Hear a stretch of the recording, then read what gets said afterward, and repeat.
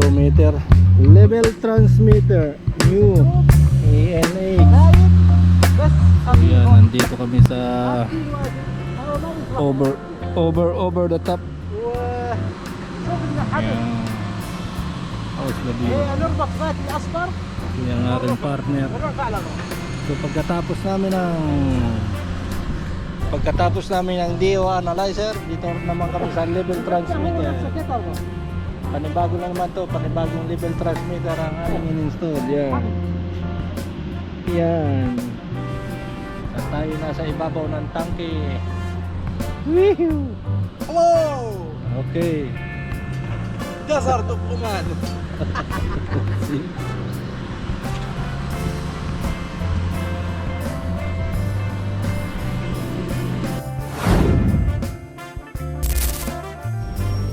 So yan at ako ay naghahanap ng yacht.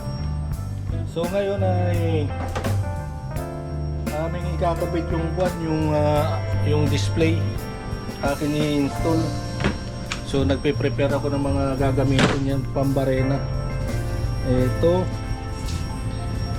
dadalahin ko rin in case na hindi kayanin. So ito pambubutas ko. Ito full charge na. So tayo ay kukuha ng drill bit. Ito yung aming drill bit. Pwede na to. So yan mga guys ang aking mangyayari ngayon sa araw na to. At si Abdul Malik sabi ko sa kanya, tawagan niya yung PLC engineer. Pinapasikaso ko sa kanya yung DO analyzer kasi na-install na namin, okay na siya, may display na siya. So ang problema lang po ay palibasa nagpalit kami nung design, palit din kami ng brand. So may issue siguro sa PLC, sa pinaka programming. So pinapakunta ko yung PLC engineer para malaman namin kung anong problema, kasi doon sa field may display po siya at may reading na accurate yung reading niya, pero sa SCADA hindi sila magkamatch ng reading. So ginawa namin kahapon, nag-simulate kami, nag-check na rin kami ng 4 to 20 milliamps, ay okay naman, may nagbabato siya ng signal doon. So ngayon papadouble check ko sa kanya. So yun ang mangyayari. So punta muna ako doon guys sa may tangke at bubutasin ko na yon. Let's move muna tayo, let's move. So ito guys, dito ko ikukuhan to. So kahapon nagbaklas na kami to. Hindi ko lang nakuhanan ng video kasi nagmamadali kami, nasa taas ako nandun nagkabit kami nung radar type. So ito yung luma, so may fault din ito puro may fault ito sensor connect ang issue. So yung bago nandito. Ito yung bagong display yan. So dito ko lang i-connect to. Kung hindi dito pwede, dito ko siya ikukuha niyan. Kasi pwede ako dito magbutas Dito ko na lang siya titirahin. Yan. So yun mga guys ang mangyayari rito, at magbubutas-butas muna ako. At susukatan ko lang to yung PCD niya yan. Dito yung dalawang butas na yan. Dalawa lang yan ang aking titirahin sa ibabaw. Whew! So let's G.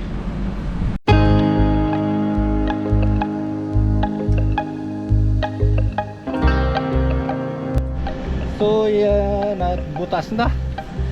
So hahanap lang ako ng dalawang bolts, Allen bolts ang gagamitin ko rito para mas maganda dito. So nabutasan ko na dalawang butas. Tapos ito ay ipipix ko lang yan dito. At maya maya tatawagan ko si Abdul Malik para i-connect na yung mga tawag dito yung connection, yung cable connection. At maya maya siguro tapos na to, saglit lang ito. So set up na lang ulit. So kukuha muna ako ng Allen bolts.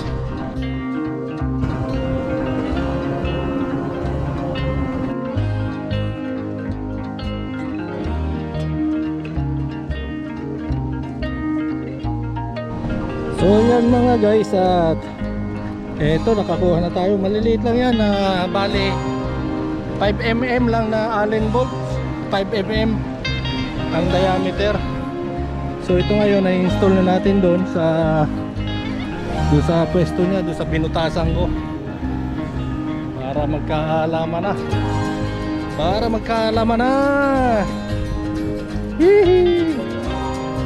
So ito may problema din yan eh. Itong tangke na to may problema din.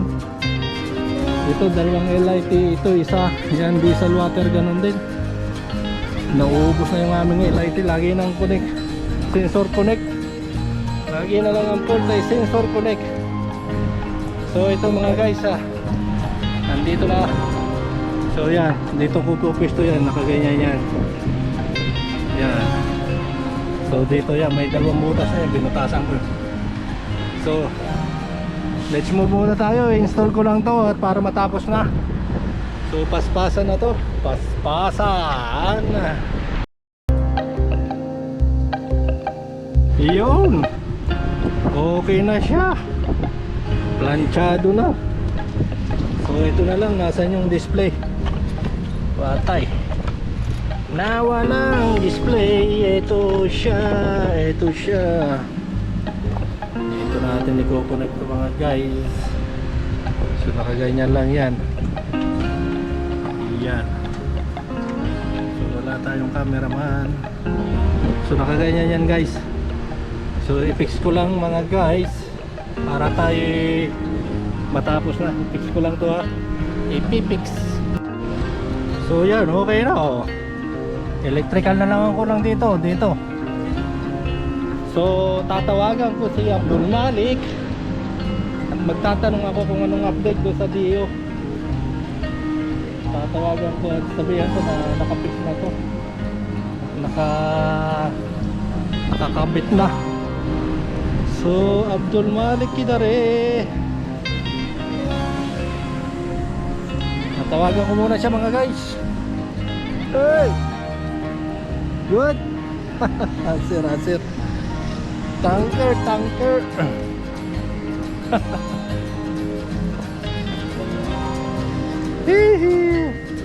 So alam nyo dito mga guys, naalala ko lang yung mga ganyan trabaho. Yung ganyan trabaho nung dumating kami rito sa planta na ito ay puro puto. Ang trabaho rito ay construction pa. So yung mga ganyang pagkatrabaho ay dinaanan din namin. So mag-i-install kami ng kung ano-ano, tapos electrical lang bahala. Mga instrument lahat yan, kami na rin ang nagkakabit nun. So kaya medyo tayo ay medyo kabisado yung Abdul Malik. Yes, bro. What is the update bro? Huh? What is the update? Now, Ha? Okay. That cable? Okay. They cannot fix in the program. So the chance is we can fix from the MCC4 the connection. Okay. So did he tell to you which connection?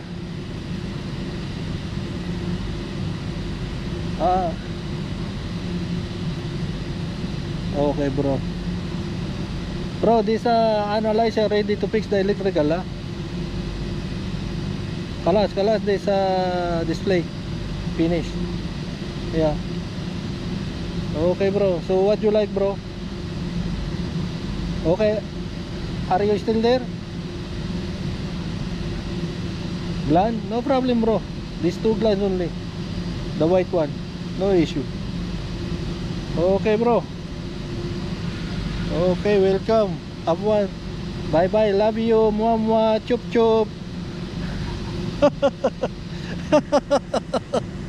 Allah, this Abdul Malik. Okay, bye bye. Okay. So yun, at update dun sa DO namin ginagawa ay kuan. Advice nung PLC engineer ay may i-check kaming drawing doon sa MCC4. So may connection yata doon babaguhin para mag-activate yung kuan. So inuulit ko yung problema doon sa Dio.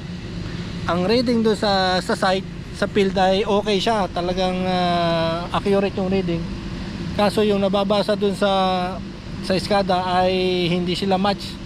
Let's say 6 ppm dito sa field, doon sa SCADA ay 3 ppm. So kailangan nating ayusin yan.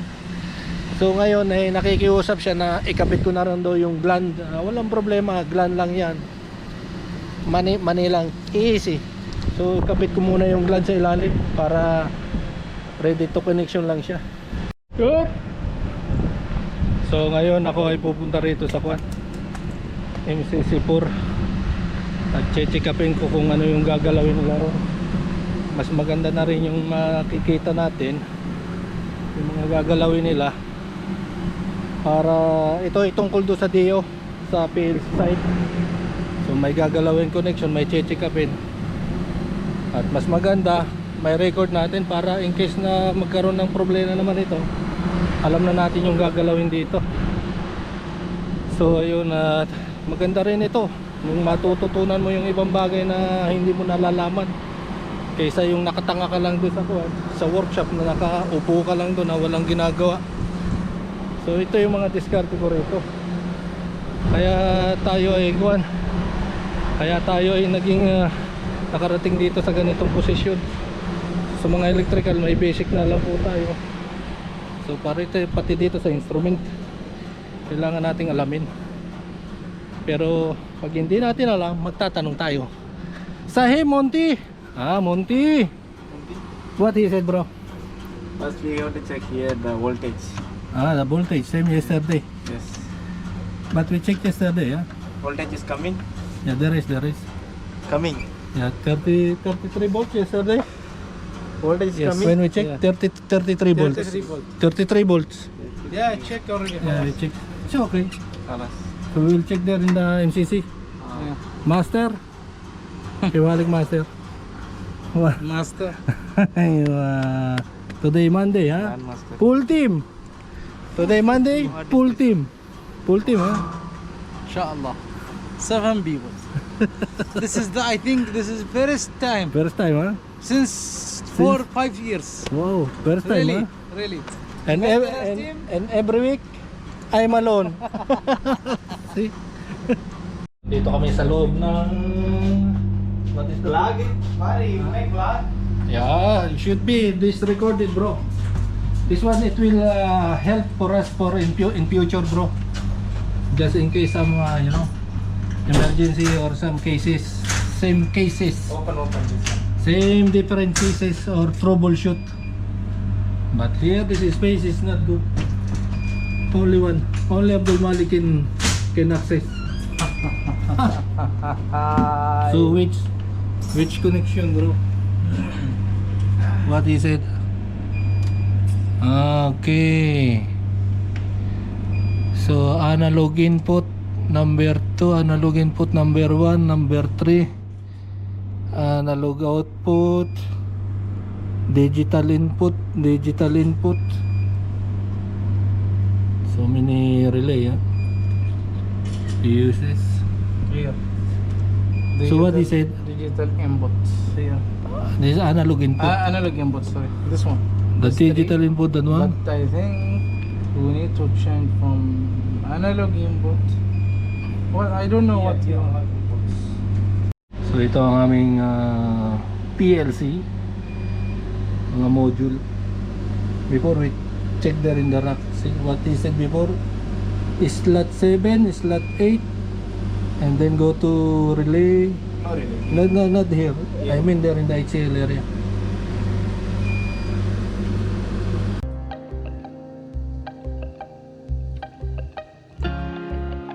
So the what the volts now we read there 32 volts, confirm. And which location, bro? You want me again to? No, I will check. Only this I will check. Where's that location? So we check for X analog input 3, Okay, analog input 3, 1, 2. 1 and 2. That's it. This This side side, going to left side, SBLC. That's the left side. Kalas. Record it. I will share to Sally this one also. Okay. Good. Good. We can change what? You can connect in your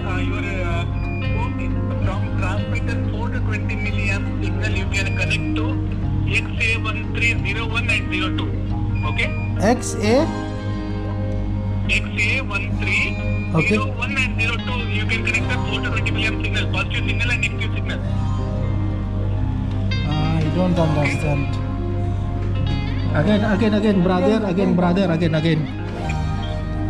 tell again. See, XA1301 Okay. terminal number and 02 terminal number. You can connect the positive and the negative signal. Change only. Change cable. Okay, change the connection only. Change the cable. Yes, yes, yes. Oh. Yes, yes. Okay. We will swap only. Swap. Yes, yes. Oh. You do that only. Okay. Okay. That's it. Only from our side. Yes, you do that one. Okay. Oh. It should come. Okay, Okay. bro. If everything is okay, if sensor is correct and if you are getting a 420 milliamps, you will get the value there. Okay. But if not, I will call you again. Okay. If any issue is there, let me know. Again, I will see. If sensor is correct, then it should get values. Okay. Okay. Now we check voltage there. 32 voltage. Huh? Voltage? No, not voltage. Not voltage. Yeah. It's milliamps. Correct. Milliamp. Milliamps, I know, but there is, I mean, high voltage now. Because that is DC, should be 24 DC. 24 volt DC. That is supply voltage. Yes. Signal is Milliamps. milliamps. Yes, I know. Huh? Okay, Yeah, okay. yeah. Because yesterday we changed from analyzer side, it will not come. Today we'll try from here. Inshallah, it will come. Inshallah. Okay. Okay, thank you. Thank you. Okay. So, yun ang mangyayari. Mag-swap kami ng dalawang cable. So, babalik ta rin lang para magkaroon ng signal. So, yung reading dito sa field at yung reading dun sa eskada ay magkatugma, mag-match. Ayun ay which connection bro? Yes.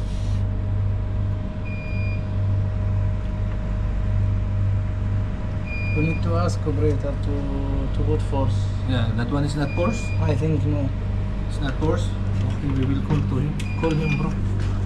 Where's your phone, bro? My phone is in my pocket, bro. Also, my phone in my pocket. Yeah. It's fine. Your phone is good. My phone is not good, bro. Aya, don't drink. You know Aya? What?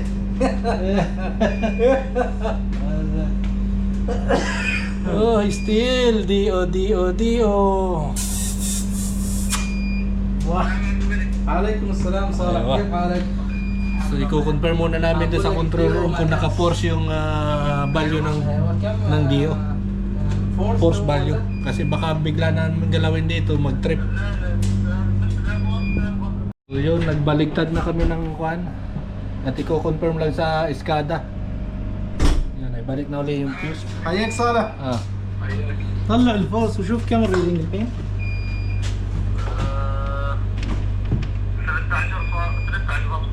13.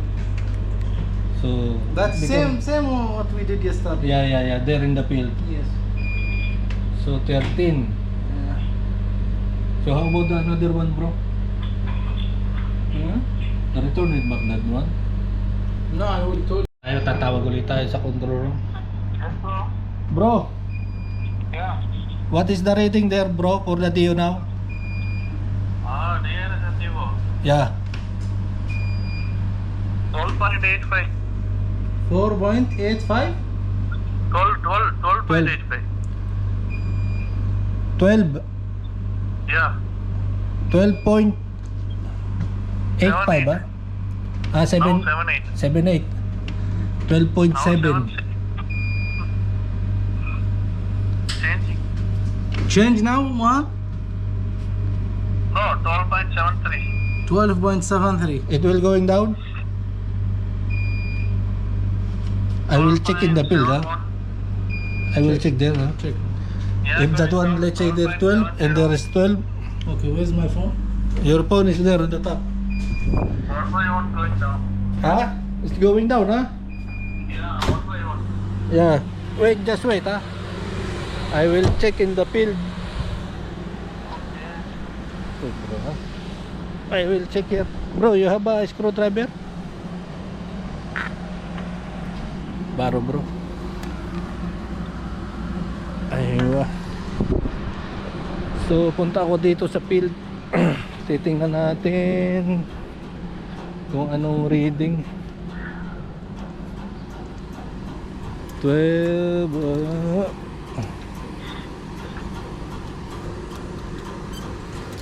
Mohan? Still there? 12.63. Ha? 12.6. 12.6, huh? Yeah. Here is still 6.6. Here 12.6. Okay. Okay, bro. Okay. So 9.2. 9.2 reading value is Same there. 6.6 ppm. Until here, same. Yes. Yeah. That's mean we need So- to change that from his side. So Okay, then change the setting there from his side, from the program.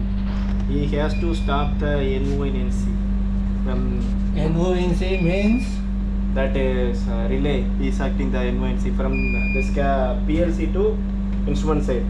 He has to stop. NONC is there in From there. here or from there? There. How? Where that really? Not his program. Program. Yes, that I told you. There is NONC in the program. Yes. He has to stop that. Normally open and normally close. Yes. He has to close. NONC. He has to open. Yeah. Move.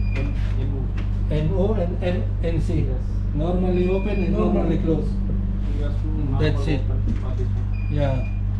Punta kami ng Escada para mag-online. Mag-online. So, i-check niya sa Escada ng PLC engineer doon sa program. At kailangan through online. So, mag-online muna kami. Bro, how about this one later? Huh? Bro, He goes free now. I give him 2 quarter and he no problem. so yun mga guys, at gano'n na nga mangyayari. So again we are here in the Escada with these 2 guys again with these 2 guys. I told you this is the troubleshooter and this is the troublemaker. No, we are finding the solution for this Dio analyzer.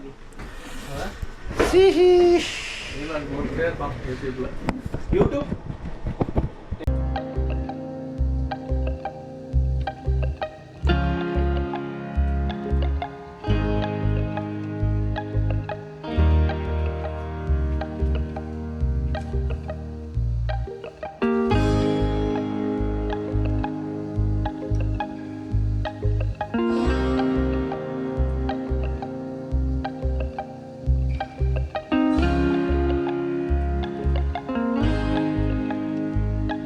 So sa ngayon mga guys ay patuloy po ang pagpo-program ng aming PLC engineer at siya na po ang bahala dyan. So naghintay lang po kami ng mga ilang minuto hanggang sa matapos niya, at habang ginagawa niya yan ay naka-standby lang po kami sa just in case na may sabihin po siya sa amin at may iutos siya sa amin tungkol sa field, pupuntahan po namin para mabilis po yung aming trabaho. So sa madalit sabi, after lunch, pagkatapos namin kumain ay naging okay na ang lahat. So naging normal na po ang lahat, at yung reading sa field at ang reading sa Escada ay nagkaroon na siya ng pagbabago. So naging okay na siya at naging nag-match na siya. So kung ano yung mababasa sa field, siya na rin mababasa sa Escada. So sa madaling sabi, yung problema po sa Dio analyzer ay natuldo ka na. So sa mga bagay na ito ay ako po ay marami ding natutunan. kahit hindi ko po yan alam. So, kapag wala po tayong alam, magtatanong tayo. Hindi po natin kuwan po natin lahat, hindi po natin pwedeng alamin lahat. Kasi ang kapasidad po ng utak natin ay limitado lang. Mayroong mga bagay tayo na dapat nating malaman at mayroong mga bagay na dapat matutunan. At halimbawang gusto po nating matuto, magtanong tayo. Kung hindi po natin alam, huwag basta tayong gagalaw, kailangan magtanong.